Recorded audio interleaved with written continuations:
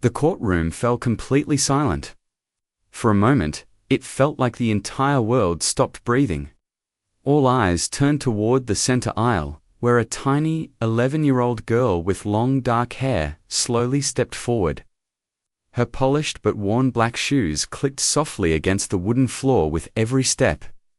She wore a simple blue dress that was just a little too big for her thin frame, as if she had grown faster than their money could keep up.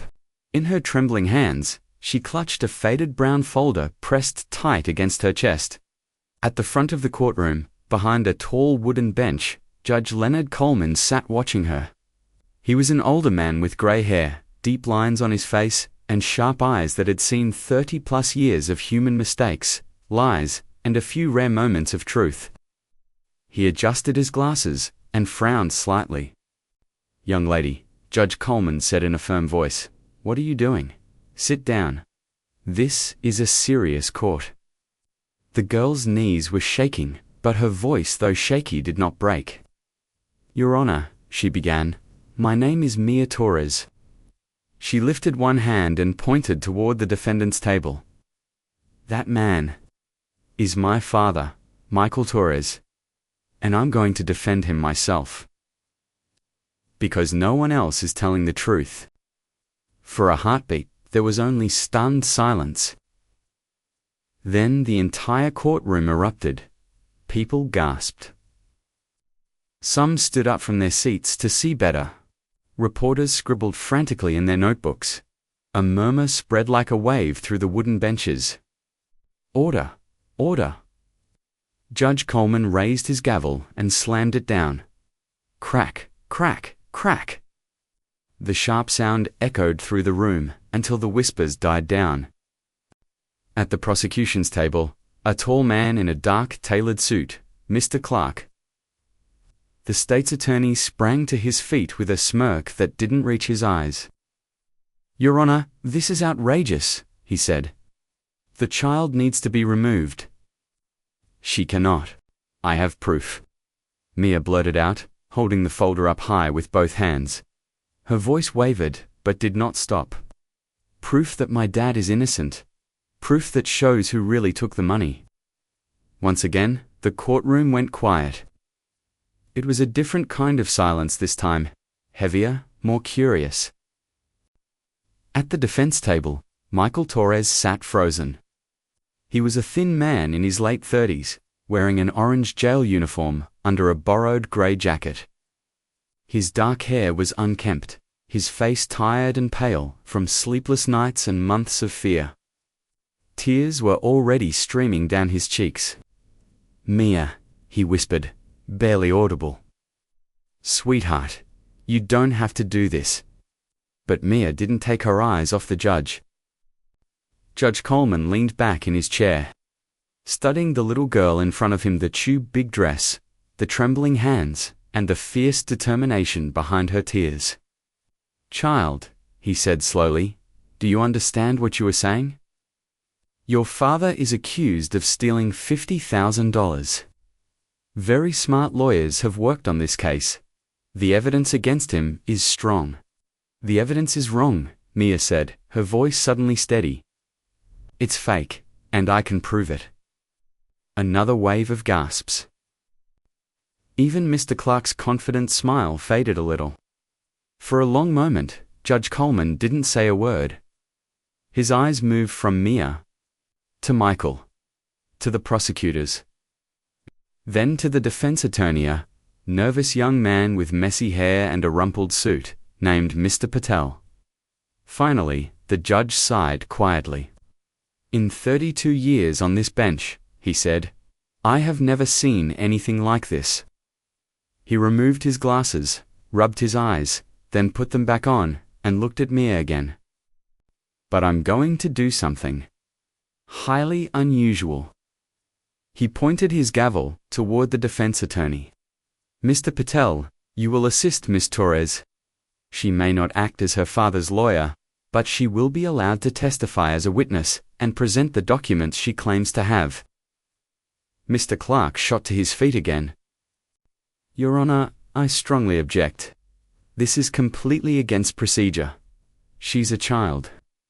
Objection noted, Judge Coleman said sharply, raising one eyebrow. Sit down, Mr. Clark. This is my courtroom. If there is even a chance that relevant evidence has been overlooked, I will not ignore it because it comes from an 11-year-old girl. Mia felt a wave of relief wash over her, so strong it almost made her knees buckle. Behind her, her aunt Sophia covered her mouth with both hands, tears already glistening in her eyes. Michael's lips moved soundlessly. I love you, he whispered. Mia blinked away her tears, straightened her back, and gripped the folder tighter. Bailiff, Judge Coleman said, swear in the witness. A court officer stepped forward. Raise your right hand, please. Mia raised her hands, small, shaking, but firm. Do you swear to tell the truth, the whole truth, and nothing but the truth? I do, Mia answered. She climbed up into the witness chair, her feet not quite touching the floor. She placed the worn folder on the wooden shelf in front of her. Every eye in the courtroom was on her. Miss Torres, the judge said, slightly softer now, tell the court what you know. Mia took a deep breath. To tell the story, she had to go back to the life before the handcuffs. Before the whispers at school. Before her father's smile turned into something broken. So she did. Hello friends. Before we go deeper into Mia's story, make sure to like this video, subscribe, and tell us in the comments where you're watching from: New York, Lagos, London, Manila, Toronto, or somewhere else in the world. Now, sit back, listen carefully, and stay until the end, because this emotional family story is about love, justice, betrayal, and how one small voice can change everything. Long before the courtroom, long before anyone had ever heard the name Mia Torres on the news, life was simple. Not perfect. Not rich. But simple. Mia and her dad, Michael, lived in a tiny two-bedroom apartment on the quiet side of the city. The building's paint was chipped, the elevator made strange noises, and the couch in the living room had a small tear on one arm that they covered with a blanket. But to them, it was home. The kitchen was small, with mismatched plates and a refrigerator that hummed loudly at night. The living room had an old TV that sometimes took a few seconds to turn on. On one wall, a single framed photograph hung in a place of honor, a young woman with warm brown eyes and a bright smile. Mia's mother. Her name had been Elena. She had died in a car accident when Mia was only 5 years old. The memories were blurry, now her laugh, the way she smelled of soap and jasmine tea, the warmth of her hugs. Like photographs left in the sun, the details were slowly fading. But the feeling of love remained. Michael kept Elena's picture on the tallest shelf, where he would glance at it whenever he thought Mia wasn't looking. Sometimes Mia would catch him standing there in the dim evening light, his eyes sad and far away. Whenever he noticed her watching, he'd quickly smile, wipe his eyes, and pull her into a hug. Your mum would be so proud of you, Princessa, he would whisper. You're becoming such a strong, kind young lady. They didn't have much money. Michael worked as an accountant at a mid-sized company downtown. His salary covered rent, food, and Mia's school supplies, but there was never enough left over for vacations, fancy restaurants, or toys that cost more than a few dollars. Mia wore hand-me-down clothes from her older cousins. Sometimes shoes pinched her toes before they could afford a new pair. Some weekends, they stayed home because bus fares and ice cream would make the budget too tight. But Mia never complained. Every Saturday, her dad took her to the public library. They would walk between tall rows of books, picking out stories about faraway lands, brave heroes, and kids who were smarter and stronger than anyone expected. On Sundays, they went to the park with stale bread to feed the ducks, sharing quiet moments on an old wooden bench. Sometimes, on special days, when a little extra money appeared, maybe from a small bonus or overtime, Michael would buy a cheap pizza. They'd place it on the coffee table, turn off the lights, and watch movies together, their laughter filling the small room. "We don't have much, Mia," Michael would tell her, resting his hand on her head. "But we have each other, and that's worth more than all the money in the world." Mia believed him. To her, her father was a hero. He worked hard, he was honest, he loved her more than anything. Every night before bed, he would sit on the edge of her mattress and ask, "What did you learn today?" Mia would talk about science projects, stories her teacher read, or games at recess. Michael listened like every word mattered more than the stock market, more than client accounts, more than anything. "Let's say thank you," he'd whisper when she finished. And together they would pray. "Thank you for our home. Thank you for our food. Please keep us safe. Please watch over us tomorrow and always." Life was simple. Life was peaceful. Life was good. Until the day everything changed. It started 7 months earlier, with good news. Michael came home from work one evening, looking more excited than Mia had seen him in years. His tie was loosened, his hair slightly messy, his eyes bright. "Mia," he called as he opened the door. "Guess what happened today?" She ran from her room. What happened, Dad?" He lifted her off the floor and spun her around, laughing. "Remember the big project I told you about? The one I've been working on for months?" "Yeah," Mia said, giggling. "The one with all the boring numbers." "Exactly," he said, grinning. "Well, my boss's business partner saw it, and he was impressed. Really impressed." Michael set her down and knelt so their eyes were level. "His name is Victor Hole. He's a very successful investor. And he wants to start a new business with me." As partners, Mia's eyes widened. "Like, equal partners?" "Equal partners," Michael repeated. "He'll put in the money to start the company? I'll handle all the accounting and financial planning. If it works." His voice broke a little. "We could finally move to a better apartment. I could buy you new clothes that actually fit. We could start saving for your college, Mia?" Tears glistened in his eyes. "After all these years, cosas por fin van a mejorar, things are finally going to get better for us." Mia threw her arms around him. "I'm so proud of you, Dad." He hugged her back tightly. Over the next few weeks, Michael worked harder than ever. He'd come home late at night, tired but hopeful, carrying folders and stacks of paper. He would sit at the small kitchen table, highlighter in hand, going over contracts and spreadsheets, while Mia did her homework beside him. "Dad, you should sleep," she'd say, worried. "I will, Princessa. Just a little more. Mr. Hall is trusting me with a lot of money. I have to make sure every cent is perfect." The new company was called Mia Torres Financial Services. Victor Halley put $50,000 into a business account to get things started. Michael's job was to manage it, pay expenses, keep records, handle taxes, and document every transaction.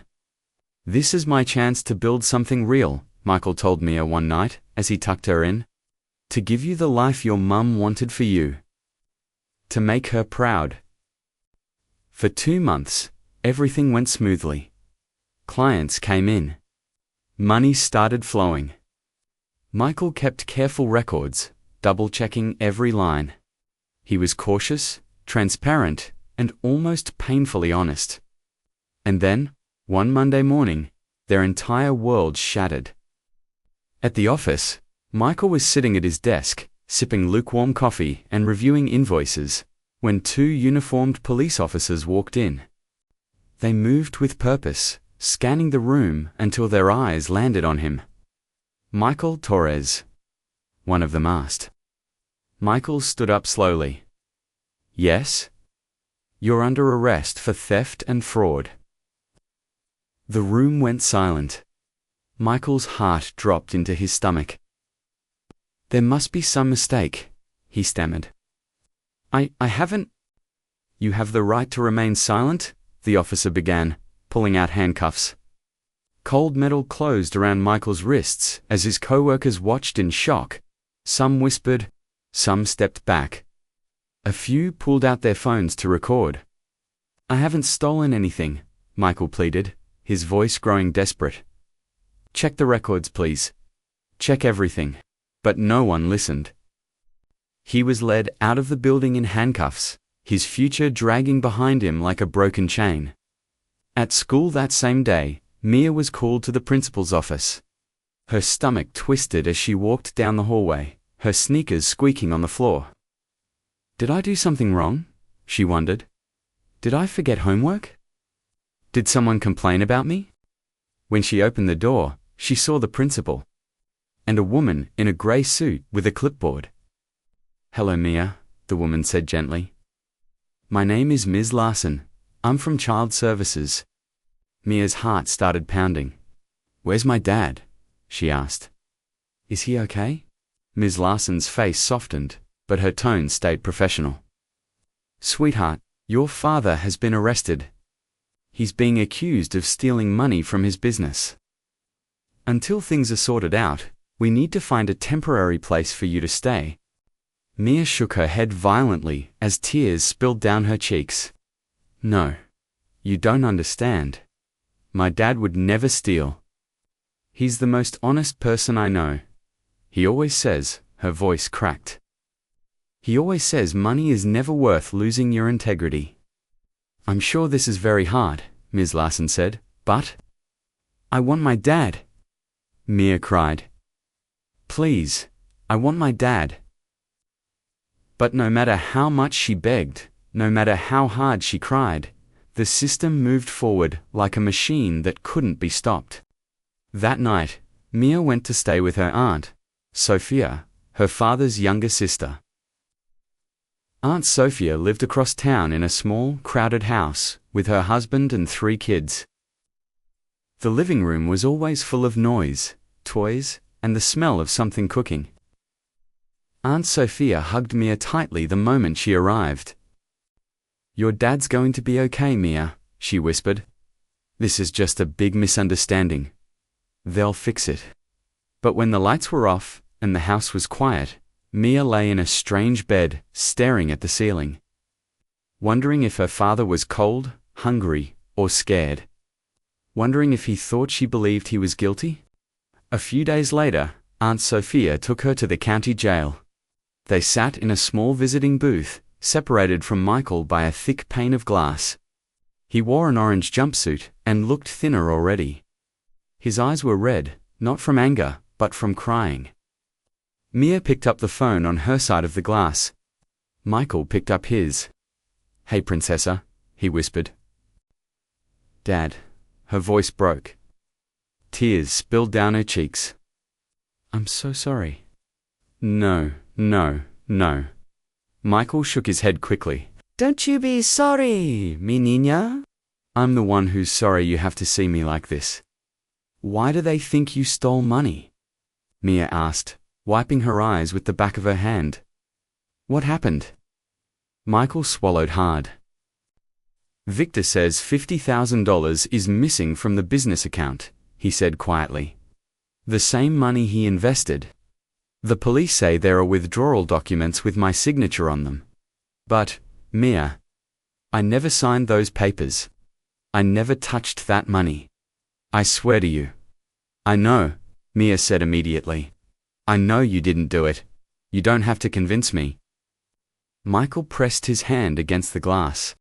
Someone forged my signature, he said, his jaw tight. Alguien me está tendiendo una trampa. Someone is setting me up. And I think it might be Victor. Mia's eyes widened. Mr. Holly. But why would he? I don't know. Michael's shoulders sagged. Nothing else makes sense. But listen to me, Mia. You stay with Aunt Sophia, you go to school, you do your homework. Don't worry about me, okay? I'll figure this out. My lawyer will help. We'll prove the truth. but Mia could see the fear in his eyes. He didn't sound like a man who believed his own words. The days that followed were some of the hardest of Mia's life. At school, whispers followed her like shadows. "That's the girl whose dad is a thief," a boy once hissed when he thought she couldn't hear. "My mum said her father stole a lot of money," another kid whispered at lunch. Mia wanted to stand up and scream, "My dad is innocent." But when she opened her mouth, nothing came out. Her throat felt tight, like someone was pressing invisible fingers against it. Her teacher, Ms. Green, was kind. Don't listen to them, Mia, she said softly one afternoon. "Walk with your head high. You know your father. You know who he really is." But the kind words couldn't stop the ache. Every few days, Aunt Sophia took Mia back to see her father. Each time, he looked more tired, more worn down. But he always smiled when he saw her, always asked about her grades, always tried to act normal. "How's math?" he'd ask, forcing a grin. "I got an A on my test," Mia would answer. "That's my girl," Michael would say, his eyes shining with pride and pain at the same time. Still, Mia could see what was happening. Prison wasn't just stealing his freedom, it was stealing his spirit. One evening, 3 weeks after Michael's arrest, Mia was supposed to be doing homework in the living room while Aunt Sophia made dinner. But she heard her aunt's voice in the kitchen, tense and hushed, on the phone. "I don't know what to do," Mama Sophia whispered to Mia's grandmother. "The lawyer the court gave him Patel, he's useless. He barely talks to Michael. He keeps saying the evidence is too strong, that Michael should just plead guilty and pray for a lighter sentence." Mia's stomach dropped. Pled guilty, but her dad wasn't guilty. "I know my brother didn't do this," Aunt Sophia continued. "I know it, but we can't afford a better lawyer. Those high priest attorneys want thousands of dollars. Michael used everything he had to start that business with Victor. Now look where it got him."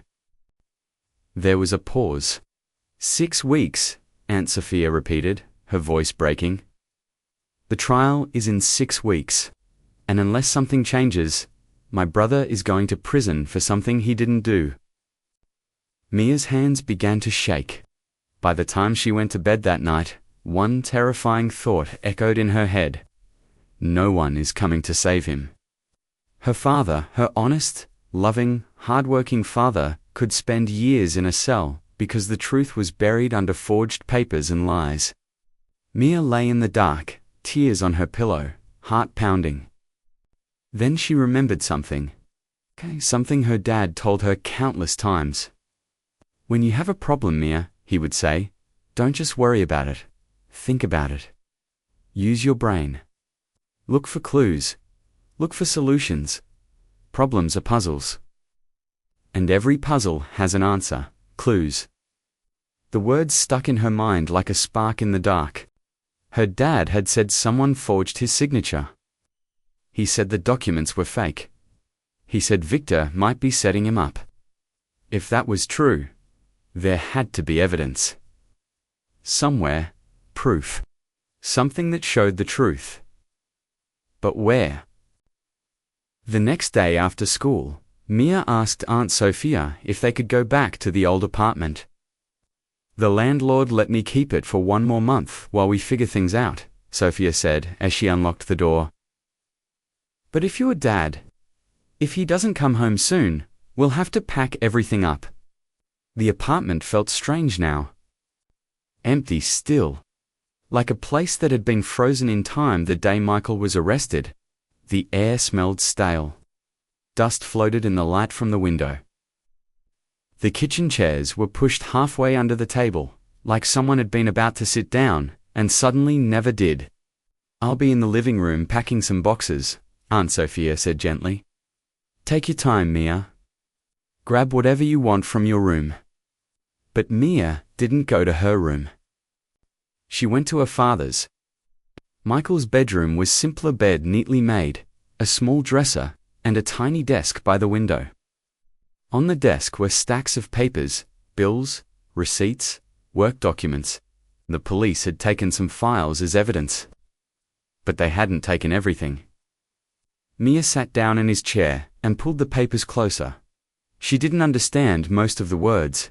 They were full of grown-up phrases like asset allocation, business liability, and fiduciary responsibilities. But she kept reading anyway. There were electricity bills, rent receipts, grocery store lists. Her father had always kept careful records of everything, just like a good accountant. Then, near the bottom of one stack, Mia saw a folder labeled H&T Business, Important. Her heart thumped faster. She opened it. Inside were copies of contracts, bank statements, and business forms. Mia flipped slowly through the pages until her eyes landed on one document in particular. A withdrawal slip from the business account for $50,000. This was it. This was the paper Victor and the police were using to say her father stole the money. At the bottom of the page, in black ink, was a signature. Michael Torres. Mia stared at it. She had seen her father's signature hundreds of times, on field trip permission slips, report cards, birthday cards, sticky notes on the fridge. She knew how he wrote his name. He always made the M with 3 sharp peaks, like tiny mountains. The T in Torres always had a long, straight horizontal line. This signature was close, but not perfect. The M was too round, the T too short. The way the letters flowed felt wrong. Someone had practiced. Someone had tried very hard to copy his signature. But they hadn't done it exactly right. Mia's hands began to shake, not from fear this time, but from hope. This is proof, she thought. This shows it's forged. But she knew what people would say. You're just a child. What do you know about handwriting?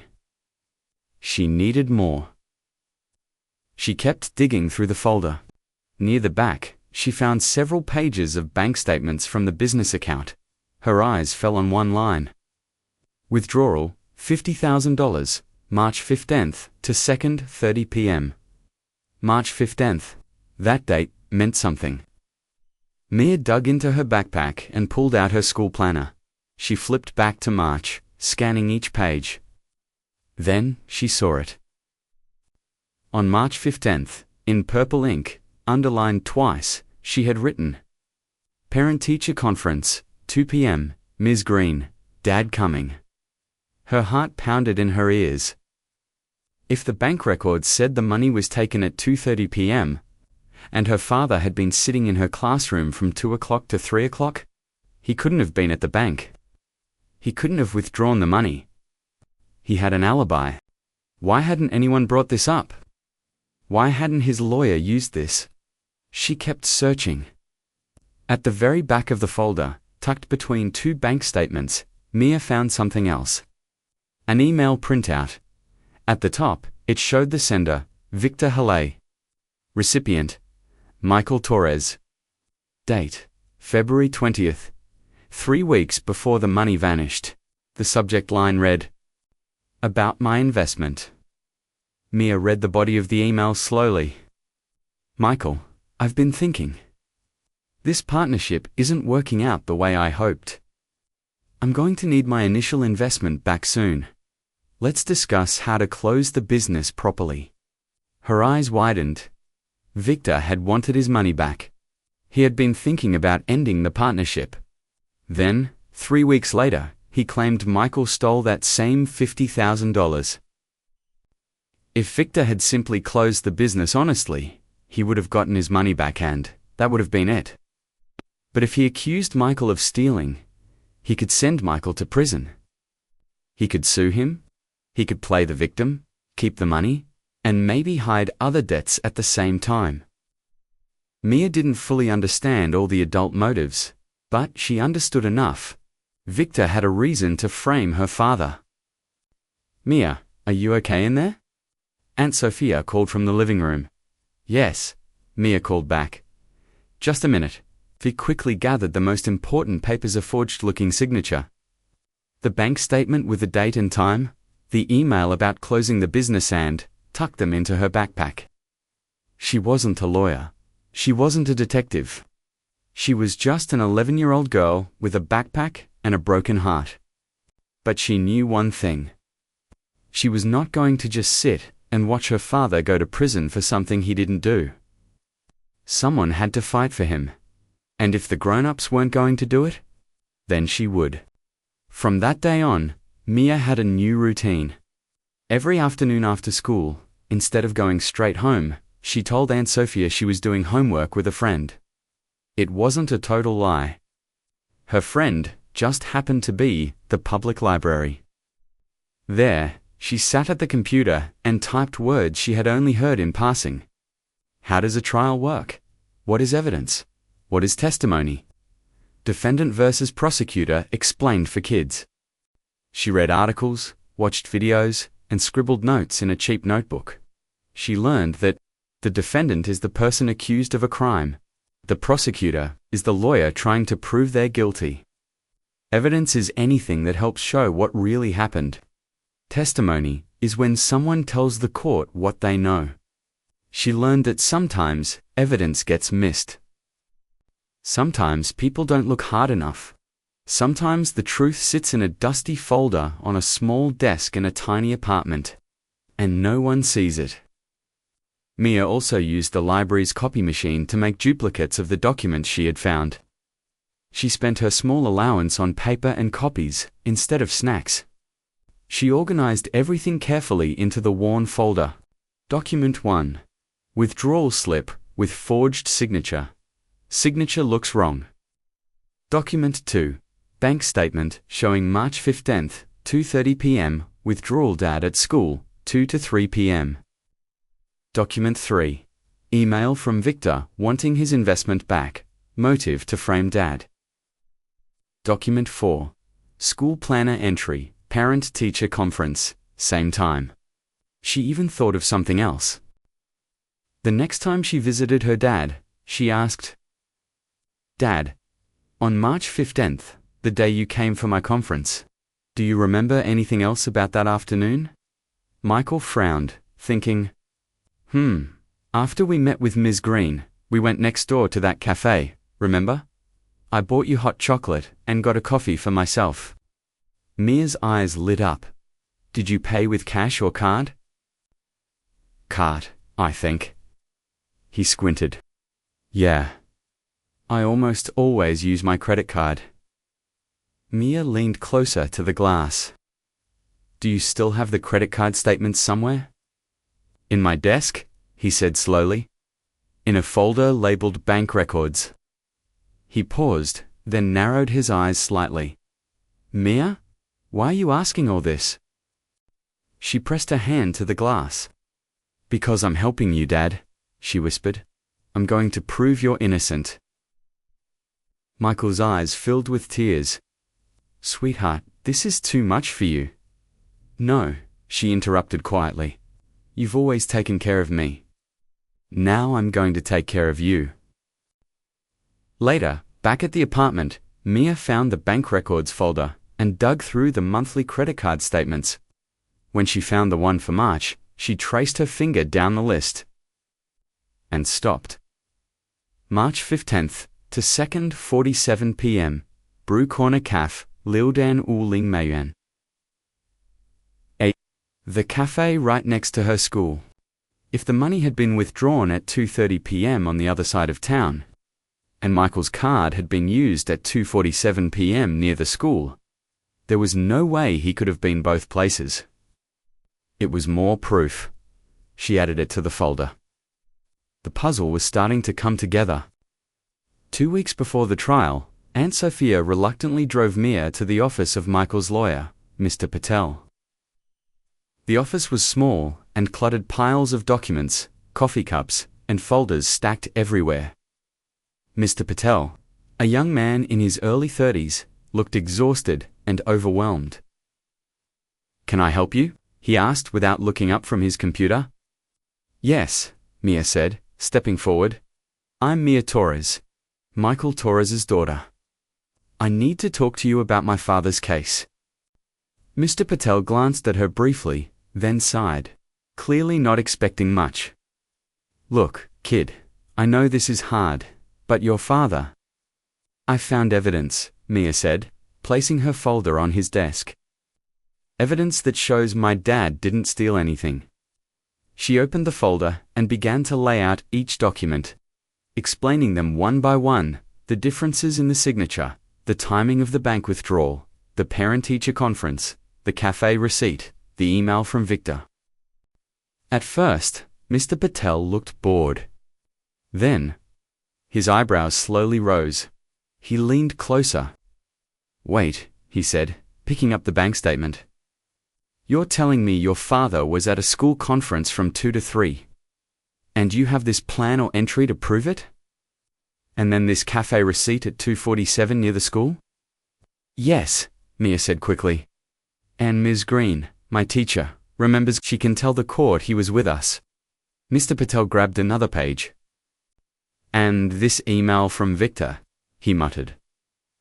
He wanted his investment back and was thinking about closing the business before the money disappeared. He stared at Mia for a long moment. Where did you find all this? He asked quietly. In my dad's desk? The police didn't take everything. They missed these papers. Mr. Patel fell back in his chair and ran his hands through his hair. This actually changes things, he said. The signature alone might not convince a judge. Handwriting experts are expensive, but the timeline? The alibi?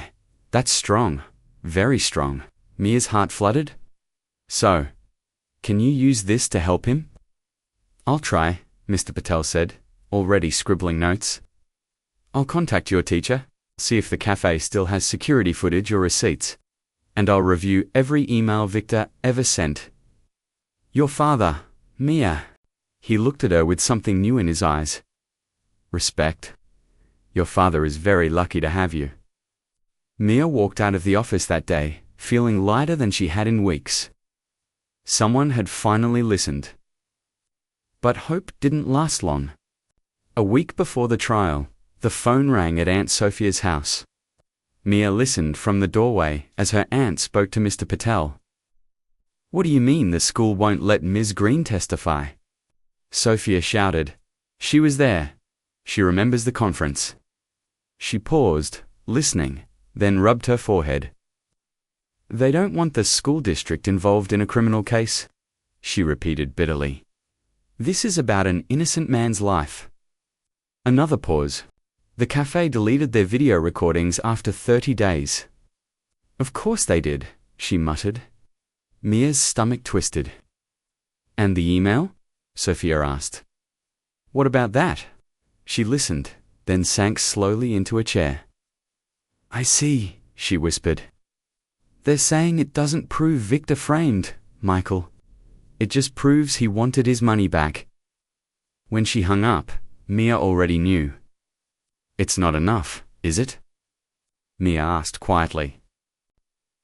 Aunt Sophia turned to her, eyes full of helpless sorrow. Baby, Mr. Patel tried. He really did. But the school won't cooperate. The cafe has no footage. And the prosecutors are saying the email doesn't mean anything. Without more, he says your dad should take a deal. Plead guilty. Get less time instead of more. Mia felt like the floor disappeared beneath her feet. Her father, the man who had never even taken extra change by accident, was supposed to say, I'm guilty for something he didn't do? No, Mia said, shaking her head, tears filling her eyes. No, that's wrong. He didn't do anything. He can't go to prison for someone else's lie. Aunt Sophia pulled her into a hug. I know, Mia, she whispered. Sometimes, life just isn't fair. But Mia refused to accept that answer. That night, staring at the ceiling in the dark, she made a decision. If the adults couldn't save her father, she would. She didn't know exactly how. She didn't know if anyone would listen, but she knew she had to try. For the next 6 days, Mia prepared. She reorganized her folder, putting the documents in an order that made sense first, the forged signature, then the timeline, then the cafe receipt, then the email, then her own planner entry. She wrote notes on index cards, simple phrases she could read if she got nervous. She stood in front of the bathroom mirror when no one was watching and practiced what she would say. Your Honor, my father is innocent. Your Honor, I have proof the signature is fake. Your Honor, at 2:30 p.m. on March 15th, my father was with me at school. She practiced saying Your Honor instead of Sir, and learned to speak slowly, clearly, even when her heart was pounding. She watched online videos of real court hearings, paying attention to how people stood, where they looked, and how they answered questions. She was just a kid. No law degree, no fancy vocabulary. But she had something more powerful than that. She had the truth. And she had love. And love, she decided, made people braver than they ever thought they could be. The morning of the trial finally arrived. Mia put on the nicest clothes she had, the white blouse and navy skirt that Ms. Green had given her from a donation box at school. Aunt Sophia brushed her hair back into a neat ponytail and tried to smile. You look beautiful, she said, her eyes shining with both pride and fear. They took the bus downtown. The courthouse towered above them, with tall white columns and wide stone steps. Inside, the floors were polished, the ceilings high, and everything around them looked heavy and important. Mia clutched her folder so tightly, her fingers ached. They found courtroom 3B and slipped into a bench in the third row. Up front was Judge Coleman's high desk and the witness stand. On one side, the prosecutors Mr. Clark and his colleague, Ms. Noon, sorted through their files, confident and relaxed. On the other side, at the defense table, Mr. Patel sat with a stack of papers and a nervous expression. A few minutes later, the bailiff opened a side door. Michael walked in, wearing his orange jail uniform under a plain jacket, his hands cuffed in front of him. He looked thinner than ever. When he saw Mia, his face crumpled. Tears filled his eyes. He mouthed the words, "I love you." Mia swallowed hard and nodded. The bailiff removed his handcuffs, and Michael sat down next to Mr. Patel. "All rise," the bailiff called. Everyone stood as Judge Coleman entered and took his seat. His black robe flowed around him as he surveyed the room. "You may be seated," he said. He opened a file on his desk. "We are here for the case of State vs. Michael Torres. Mr. Torres is charged with theft and fraud in the amount of $50,000. Before opening statements, are there any preliminary matters?" Mr. Clark stood smoothly. "No, Your Honor. The prosecution is ready to proceed." Mr. Patel stood, looking nervous. "Your Honor, the defense would like to..." Before he could finish, Mia stood up. Her legs trembled, but she forced herself into the aisle. "Your Honor," she said, voice barely above a whisper at first, "I need to speak." People turned to stare. The judge frowned. "Young lady, sit down. This is not..." "Please." Her voice grew louder, stronger. "Please, Your Honor. My name is Mia Torres. And that man is my father. I have evidence no one else has shown you. Evidence that proves he's innocent." The room buzzed with whispers. Judge Coleman's eyes narrowed. "Come forward," he said at last. "And you already know what happened next." The oath. The witness chair. The folder placed carefully in front of her. Now, with the entire courtroom watching, Mia took a deep breath and began. "Your Honor," she said, her voice echoing softly through the microphone. "My dad didn't steal any money. and I can prove it. She started with the signature. My dad has signed so many papers for me, she said. Field trip forms, report cards, birthday cards. I know how he writes his name. He always makes his M like this. She traced the air. And his T like this. She held up the copy of the withdrawal slip. This doesn't match. The M is round. The T is short. Someone tried to copy his signature, but it's not exact.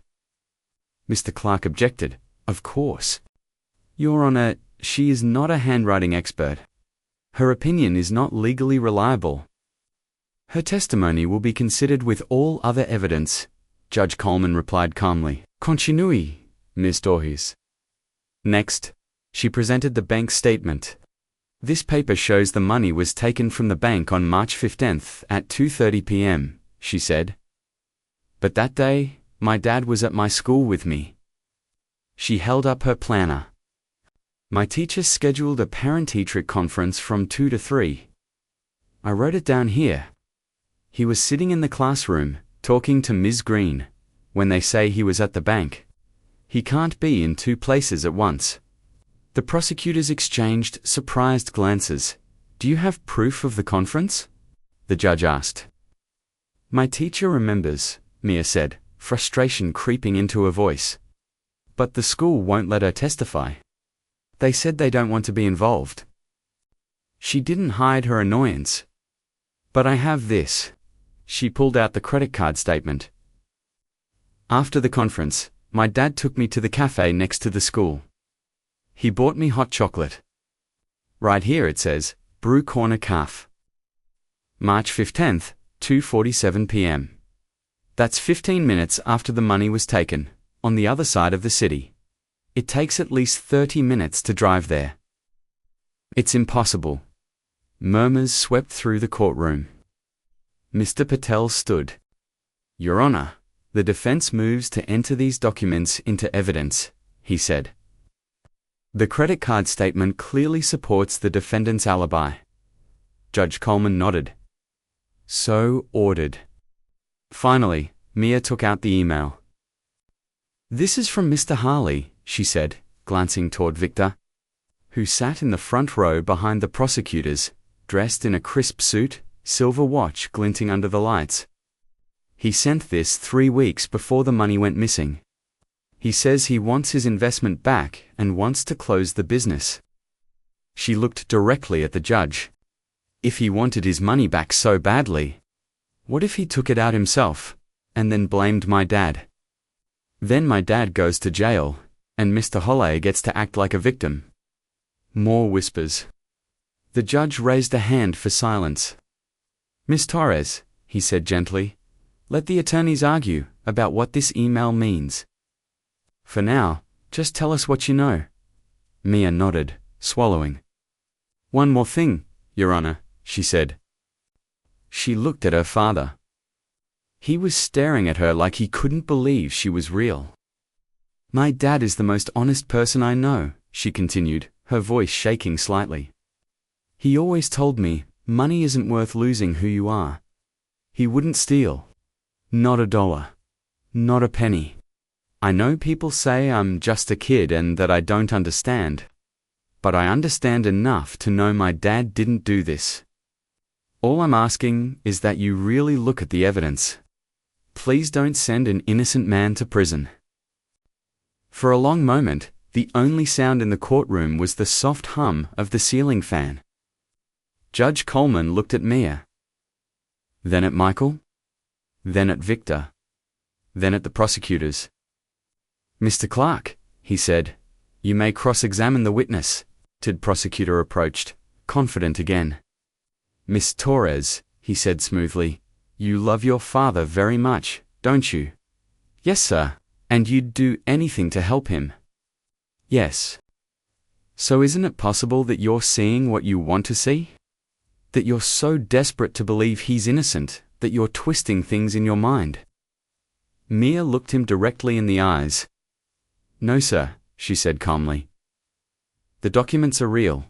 The times are real. The cafe is real. The conference was real. The conference was real. I was there. Those are facts, not my imagination. And you admit you're no handwriting expert? He pressed.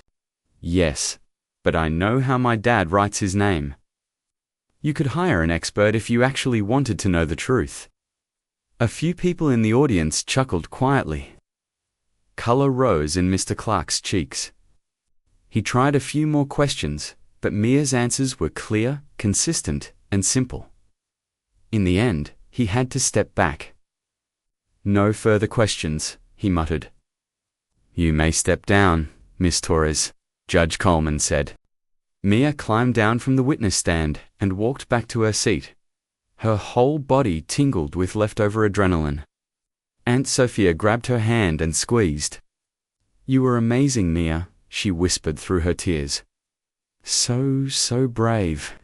We'll take a 15-minute recess, Judge Coleman announced. When we return, I want to hear from Mr. Victor Holly. During the break, the courtroom buzzed with energy. Reporters rushed out to call their editors. Spectators whispered in excited clusters. Mia sat quietly, her head resting on Aunt Sophia's shoulder, feeling exhausted but strangely lighter. Mr. Patel came over, eyes wide. What, you did? That was incredible, he said. You've given this case a real chance. I think the judge is listening. And I know the prosecution is rattled. Mia glanced toward the front, where Mr. Clark and Ms. Nguyen were whispering urgently. Then she looked at her father. Michael had turned in his chair to face her. He pressed his hand over his heart and mouthed, I'm so proud of you. Mia's chest swelled. No matter what happened next, he knew she had tried. He knew she believed in him. When the 15 minutes were up, everyone returned to their seats. All rise. Judge Coleman took his place again. We will now hear testimony from the state's key witness, he said. Bailiff, bring in Mr. Victor Harley. The double doors opened. Victor walked in.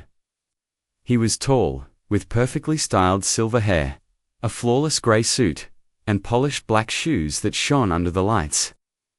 His gold watch caught the light with every step. He looked like a man who belonged to a world of expensive dinners and luxury offices, not cheap apartments and second-hand clothes. But today, something was different. His eyes, usually calm and confident, darted nervously around the room. When they passed over Mia, they flinched. He knows, Mia thought. He knows what I found. He raised his right hand, swore to tell the truth, and took his seat in the witness stand. Mr. Holey, Mr. Clark began, please state your name and occupation. Victor Holey, he said smoothly. I'm a businessman and investor. I own several properties and companies. And you entered into a business partnership with the defendant, Michael Torres? Yes, Victor said, with a practiced sigh. Unfortunately. He went on to tell his version of the story. He had met Michael, been impressed by his skills, and decided to invest.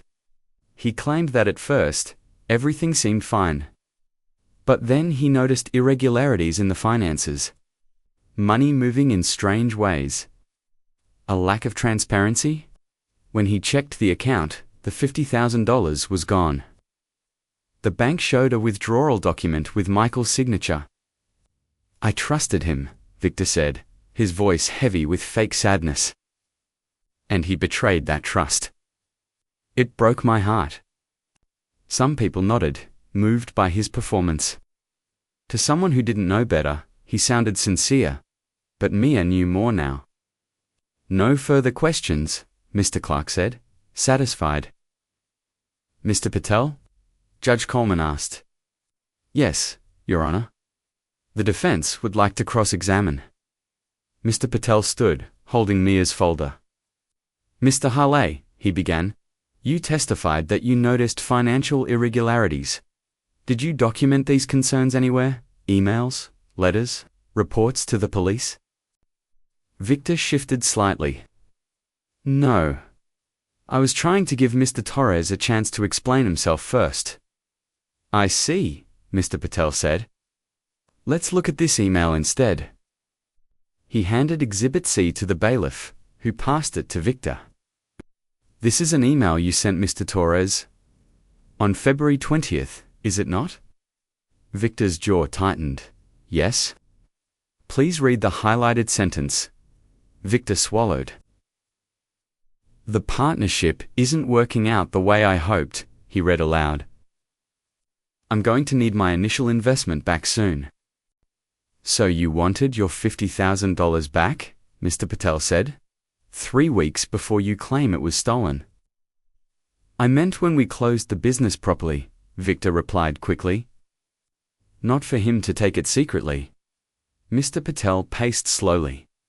On March 15th, at 2:30 p.m., the money was withdrawn, he said. Where were you at that exact time, Mr. Hawley?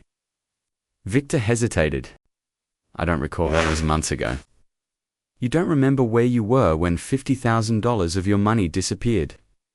Mr. Patel asked sharply. I own multiple businesses, Victor said defensively. I'm a busy man. I was working. Somewhere? So you have no alibi? Mr. Patel pressed. I don't need an alibi, Victor snapped. I'm the victim here. Are you? Mr. Patel's voice hardened. Because my client does have an alibi. He was at his daughter's school. And 15 minutes after the alleged withdrawal, his credit card was used at a cafe next to that school. There are records. There is a child. There is a teacher. Meanwhile, you can't tell us where you were. The courtroom hummed. Victor's face flushed. That's impossible, he stammered. He must have. Must have what? Mr. Patel cut in. Objection, Mr. Clark shouted. Argumentative. Sustained, Judge Coleman said. Mr. Patel, control yourself. But the point is noted. Mr. Patel stepped closer to the witness stand. Mr. Harley, he said, his voice low, you had motive. You wanted your money back. You had access to the account. You knew the system. And you admit you don't remember where you were when the money was taken. Isn't it true that you withdrew the money yourself and forged my client's signature? Victor's eyes widened. No, he snapped. I did not. Judge Coleman leaned forward. Mr. Hawley, he said, his voice suddenly ice-cold. You are under oath. If you lie to this court, you commit perjury. That is a crime. Do you understand? Victor swallowed hard. Yes, Your Honor. The judge's gaze didn't waver. I will ask you plainly, he said. Did you take that money and forge Michael Torres's signature? The silence that followed was suffocating. Victor's face turned red, then pale. Sweat beaded on his forehead. His hands gripped the arms of the witness chair so tightly his knuckles turned white. He started. Everyone leaned forward. He tried again. But the words wouldn't come. His shoulders dropped, his eyes closed. Yes, he whispered. Yes, I did. The courtroom exploded. People jumped to their feet, shouting. Reporters nearly collided, racing to the door. The bailiff raised his voice, trying to restore order. Order, in the court. Judge Coleman slammed his gavel. Enough. Silence crept back, shaky and uneven. Victor looked up, tears sliding down his face, not of innocence, but of guilt and defeat. I took the money, he said miserably. I forged his signature. I was drowning in debt. Bad investments. I owed people you don't want to owe. I thought if I framed Michael, I could keep the money, sue him, and hide what I'd done. I destroyed his life. And his daughter's life. Because I was a coward? He turned his head slowly, eyes finding Mia. "I'm sorry," he whispered. "You didn't deserve this. Your father didn't deserve this. Your father didn't deserve this." Judge Coleman's face was stone. "Bailiff," he said, "take Mr. Harley into custody. He is under arrest for fraud, theft, and perjury. Mr. Clack, Ms. Nguyen, you will immediately move to dismiss all charges against Mr. Torres." "Yes, Your Honor," Mr. Clack replied quietly, his earlier arrogance gone. The bailiff snapped cuffs onto Victor's wrists and led him away. As he passed Mia, he paused. "You're brave," he said softly. "Braver than any of us." Then he was gone. Judge Coleman raised his gavel one final time. "All charges against Michael Torres are hereby dismissed," he announced. "Mr. Torres, you are free to go. This court apologizes for the injustice you have suffered." Applause broke out. People stood, clapping and cheering. Some cried. Some hugged each other. Reporters sprinted out to broadcast the story of the little girl who saved her father. Michael stood slowly, as if afraid to move. The bailiff removed his cuffs. "Dad!" Mia shouted. She ran down the aisle and crashed into him so hard he almost fell. He dropped to his knees and wrapped his arms around her, holding her like he would never let go again. "You did it, Princessa," he sobbed into her hair. "You saved me. You saved us." "I love you, Dad," Mia cried. "I love you so much." "I love you too," he whispered. "More than anything in this world." Aunt Sophia joined the hug, crying and laughing at the same time. "Gracias a Dios," she kept repeating. "Thank God. Thank God." Mr. Patel approached, wiping his eyes. "Mr. Torres," he said, "you have an extraordinary daughter. She did what I didn't. She found the truth and forced us all to see it." Michael cupped Mia's face gently. "You're my hero," he said. "Do you know that? You're the bravest, smartest, most amazing person I've ever known." Across the courtroom, Judge Coleman watched them quietly. He removed his glasses and dabbed the corner of his eyes with a handkerchief. Then he stood. "Miss Torres," he called. "Approach the bench, please." Mia looked up, startled, then walked forward. She stood below the high wooden desk, tilting her head back to meet his gaze. "In over 3 decades as a judge," he said, his voice thick with emotion, "I have seen many lawyers. Some good, some very bad. But I have rarely seen anyone fight for justice the way you did today." He leaned forward. "You believed in the truth when others gave up. You did the hard work that others were too tired or too scared to do. You came into this courtroom with nothing but love for your father and a folder full of evidence. And you refused to be silenced." He smiled, just a little. "The law says you are too young to be a lawyer. But in your heart, Miss Torres, you carry more justice than many attorneys I've known. If you keep learning, keep caring about truth and fairness the way you do now, one day you could stand where I'm standing. You could be a lawyer, or a judge, or anything you want. And I have no doubt you would be magnificent." Tears ran down Mia's cheeks. "Thank you, Your Honor," she whispered. "No," he said softly. "Thank you. You reminded me why I became a judge in the first place." He turned to the crowded courtroom. "Let this case be a lesson," he said. "Sometimes the smallest voice reveals the biggest truth. Sometimes a child sees clearly what adults have missed. And sometimes love and determination are more powerful than any lie." He tapped his gavel gently. "This court is adjourned." Outside the courthouse, the steps were packed with reporters and cameras. "Mr. Torres, how does it feel to be free?" "Mia, how did you prove your father was innocent?" What message do you have for other families? Michael held Mia's hand tightly and stopped halfway down the stairs. I want to say something, he told the crowd. Microphones pointed toward him. For 7 months, I lived a nightmare, he said. I was innocent, but no one believed me. I thought I would lose everything, my freedom, my daughter, my life. He looked down at Mia, his eyes shining. But this little girl never stopped believing in me. When everyone else gave up, she fought. She asked questions. She found answers. An 11-year-old did what trained adults couldn't, or wouldn't, do. He took a breath. I'm standing here as a free man today because my daughter loved me enough to fight for me. She is the strongest, bravest person I know, and I will spend the rest of my life trying to be the father she deserves. The reporters scribbled furiously. One turned to Mia. What about you, Mia? What do you want to say to people watching this? Mia looked at the sea of cameras.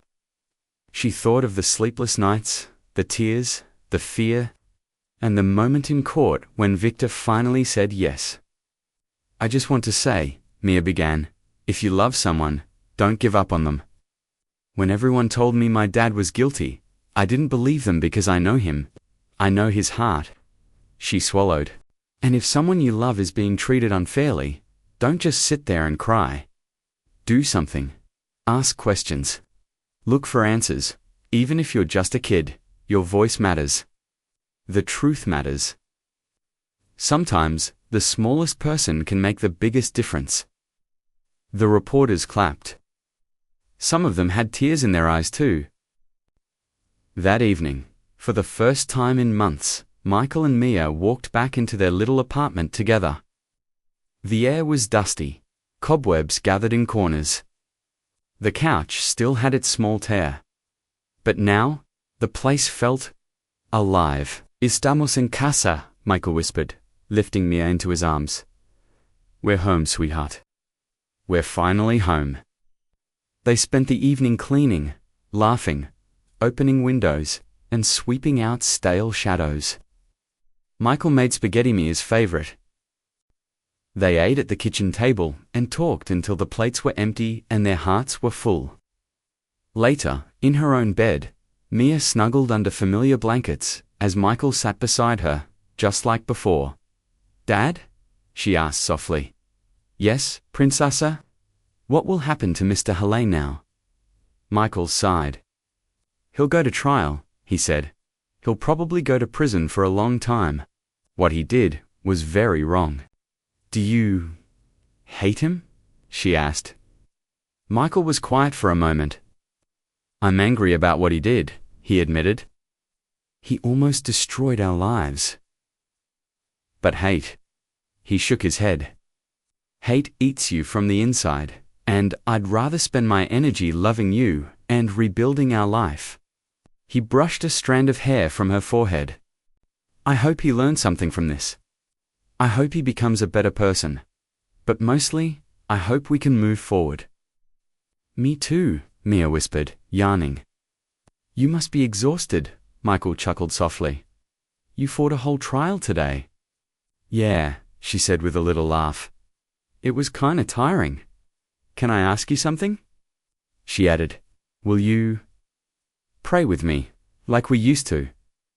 Michael's eyes filled again, but this time with joy. Of course, he said. He knelt beside her bed and took her hand. Thank you, he prayed quietly, for protecting us. For giving Mia the courage and wisdom she needed. For letting the truth come out. Thank you for bringing us home. And please, Mia added, help Mr. Holly learn from what he did. Help other families who are going through hard things like we did. And please, help kids remember that their voices matter, even if they're small. Amen, they said together. I love you, Princessetta, Michael whispered, kissing her forehead. I love you too, Dad, Mia murmured, already half asleep. Michael turned off the light and paused in the doorway. He looked back at his daughter, his hero sleeping peacefully in her own bed, finally safe. Then he closed the door gently. Life didn't go back to the old normal. It became something better. Michael got his job back. His boss apologized for doubting him and even gave him a raise. "We should have known you'd never do that," he said. "You're the most honest man we know." The story of Mia's bravery spread far and wide. Local news turned into national headlines. 11-year-old girl saves innocent father from prison. Child detective exposes fraud in court. Little voice, big truth. How one daughter turned a trial upside down. Mia was invited to speak at schools and community centers. People started calling her the little lawyer and the child justice warrior. She didn't let it go to her head. She still did her homework, went to class, and argued with her cousins over board games. But something inside her had changed. One Saturday afternoon, there was a knock on their door. When Michael opened it, he froze. "Judge Coleman," he said, surprised. The judge stood there in khaki pants and a blue sweater, looking more like a kind grandfather than the stern figure from court. "Please," Michael said, stepping back. "Come in." The judge walked inside, smiling kindly at Mia, who was sitting at the table with her schoolbooks. "Hello, Miss Torres," he said. "I hope I'm not interrupting your studies." "Not at all, Your Honor," Mia said, standing quickly. "Outside of court, you can call me Mr. Coleman," he said. He reached into his bag and pulled out a thick book. "I brought you something," he said. "This helped shape me when I was young. It's called Great Trials of Justice." The cover showed an old drawing of a courtroom from long ago.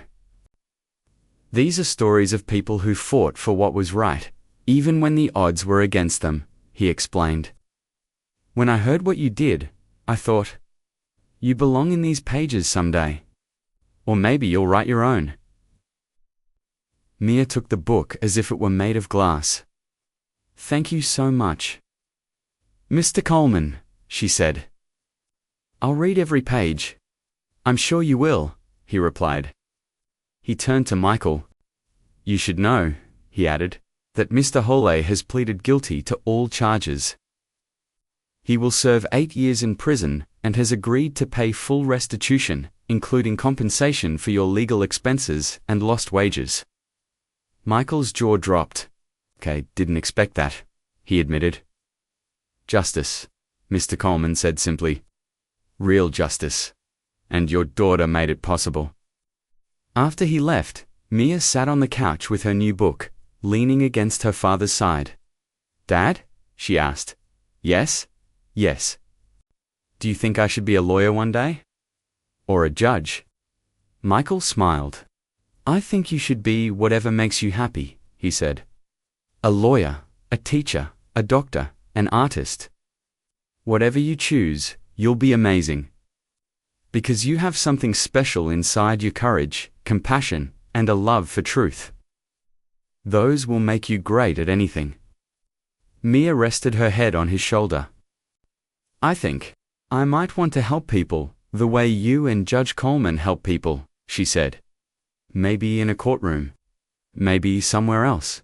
I don't know yet, but I want to help." "Then that's what you'll do," Micah said, kissing her hair. "And one day, when you're standing in front of a judge, defending someone who needs you, I'll be in the audience thinking, that's my daughter.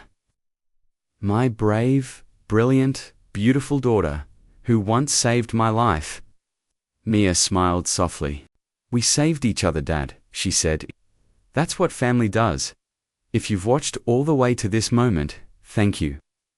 Tell us in the comments, what did you learn from Mia's story? Have you ever felt like no one believed the truth about you or someone you love? Remember, your voice matters even if you're young. Love and truth are stronger than lies. Sometimes, the smallest person can make the biggest change. If this story touched your heart, don't forget to like, share, and subscribe so more people can hear stories of hope, justice, and family. And let us know in the comments where you're watching from. We read them all. See you in the next story.